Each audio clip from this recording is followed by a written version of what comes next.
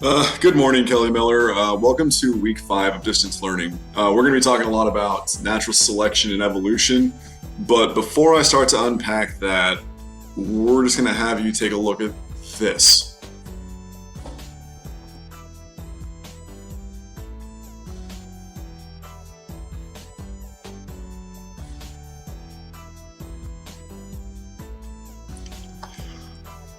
It's a mammal, it lays eggs, it has a bill, it has webbed feet, it's amphibious, it's called a platypus. The reason why I bring it up is that besides it being a really funny animal to look at, also we're going to talk about how different traits are passed on from one generation to the next, making animals, making birds, making plants more likely to survive. I don't have a scientific explanation about the platypus, but that doesn't mean it's not an interesting subject. So, sometimes it's fun just to take a look and kind of hypothesize about how something so hilarious could ever exist.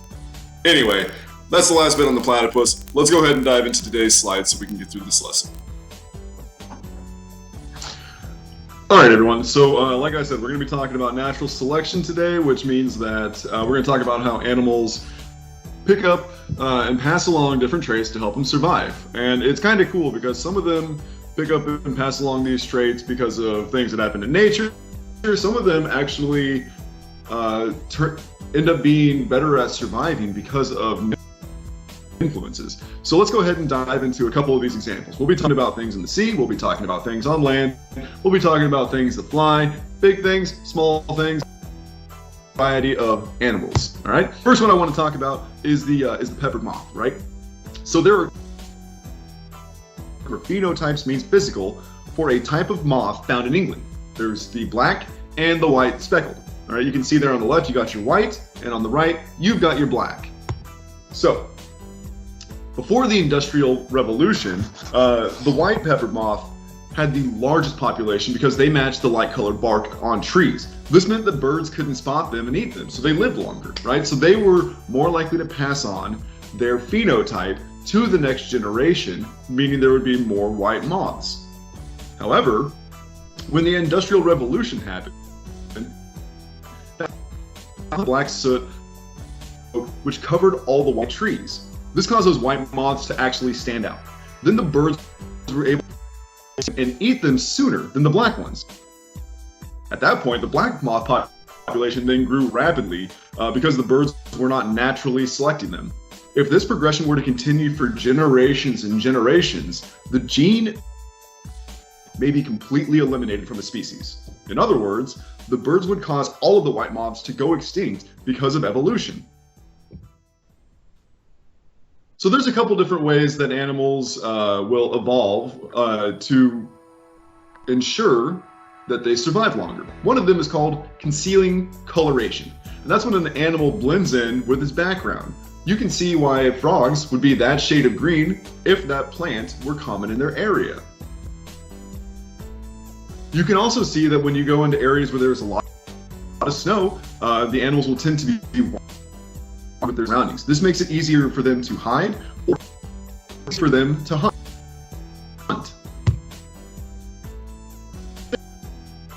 It applies in the ocean, right? The light underside of many animals, like this manta ray, allows them to blend in with the sun-filled waters as they hunt for food below.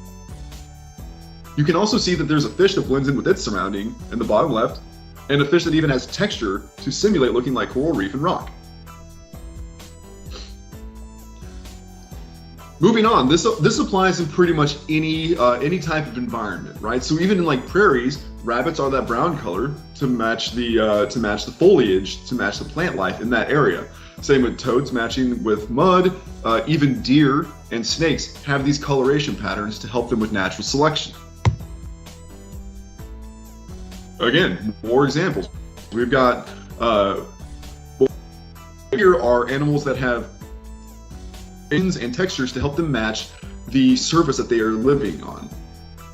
The more they look like another object, the more they mimic a rock or some type of piece of coral, the less likely another creature is to think that it is either a predator Another example of coloration would be disruptive coloration. This is when an organism's color is broken up with a pattern like stripes or spots, so it confuses or conceals when alone or in a group. Right? And we've done this before. We've done this example where I can put a picture of a group of zebras in front of you, and it makes it really hard for you to count how many there are.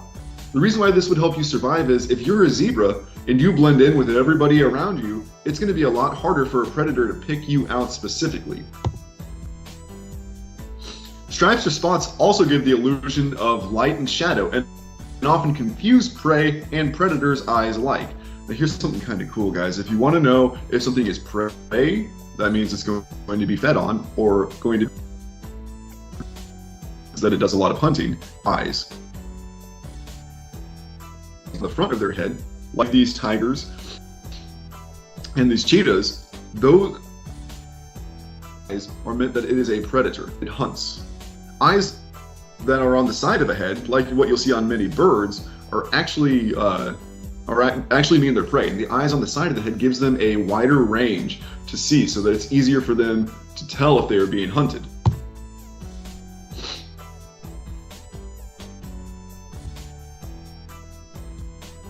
Another adaptation is called mimicry, and this is when an animal copies or mimics the form of something else. So what we have here is a moth that is mimicking an owl. You can see there, the moth we're up.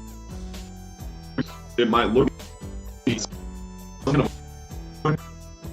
natural predators. Eye spots on the wings. Butterfly spreads its wings. The eye spots may scare away predators. Here's another one. This is the caterpillar. Caterpillars have special adaptations that create the illusion of snake eyes, or markings that when predators see them, they are often deterred from eating them because they think they're snakes. Here is another one, the Viceroy monarch mimicry. The Viceroy butterfly has a secret defense. It resembles the distasteful monarch butterfly, which deters animals from eating it, resulting in their survival. Monarch butterflies have a very, very bitter taste, so really they don't have a lot of natural predators. The Viceroy butterfly mimics the monarch, meaning that when the predator sees it, thinks, oh, no, that's gonna be nasty, I ain't eating that. Here's another, this is called leaf mimicry. Insects mimic leaves and other components of nature in order to camouflage themselves, right? So, you know, you've seen stick bugs, you have leaf bugs, and what they do is they look like plant life around them, meaning that they're a lot less selected as a tasty little meal. Fly hornet mimicry. We all know that hornets can leave a nasty sting. This fly, up there in the upper left, is a mimic of the common yellow jacket hornet, which is the one below. Because of this coincidental resemblance, most predators will leave the fly alone, mistaking it for the stinging kind. All right, guys, so I know that's a lot of information, like a really short amount of time. But the big things I want you to learn from this, to remember, is that whether it is completely random or by chance or created by like man-made creations, like for example, the moths in England, the better equipped an animal or a plant or an insect or a fish is to its environment, the more likely it is to survive. The reason why that's important is if it survives, it's going to pass its genes on, meaning its offspring are more likely to carry on that characteristic. This means that if you're really poorly equipped to exist in a certain environment, you may go extinct. It's completely possible. But this is what natural selection is. Natural selection is how all organisms exist in a realm and are able to pass along their traits. If they are not very well equipped to pass along their traits, they will die off and go extinct, or their numbers will be very low. If they're really, really well equipped to exist, to survive, then their numbers will go up. That's the bare bones of basic natural selection. Meet me back in class. We're going to go over the homework that you guys have due on Wednesday.